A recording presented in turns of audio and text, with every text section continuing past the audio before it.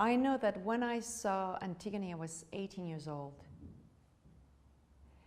And I still remember it very vividly because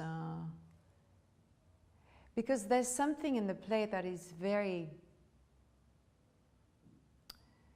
reachable, accessible. You understand it immediately in your life, in our society. And because there's something about, we need to heal something about our family, about our society, about our world. And Antigone is somebody, is a healer somehow, even though she chooses to sacrifice herself and to die. Death has no pain. To leave my mother's son lying out there, that would be pain. So the play for me is very, there's something mysterious about it. This myth has its knowledge. And Anne Carson's translation has this power of poetry as well as directness. It's very direct. It's like skin and bones. And there's so much space in it because it's it feels simple. And yet there's the epic sense of the language, you know, there's some moments where it's very poetic, and there's this space that it allows imagination and emotions. Making that weird little bird sound. You know how they cry when they see the nest empty. So she cried, seeing the body bare. So she cried and called down curses on whoever did the deed. Like intense roles.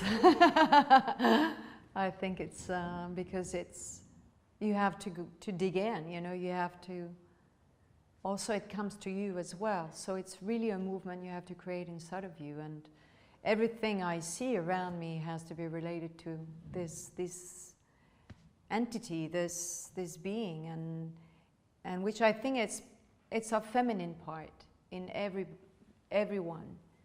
You know, we have the masculine and femininity poles, both of them inside of us. It's Adam and Eve inside of each of us. It's not Adam being man and Eve being woman. I think it's a misunderstanding. We all Adams, men and women, and we have to find our Eve. And for me, somehow, Antigone is the Eve, is the feminine part, is the heart part. The play is about the realization of Creon, because he starts off, you know, on top of the mountain, and he has to descend and be more a human being. And because of Antigone,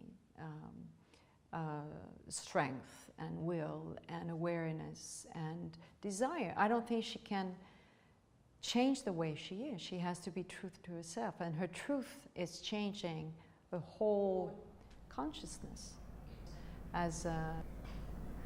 You thought I would transgress them for fear of some mere mortal man's decree. No!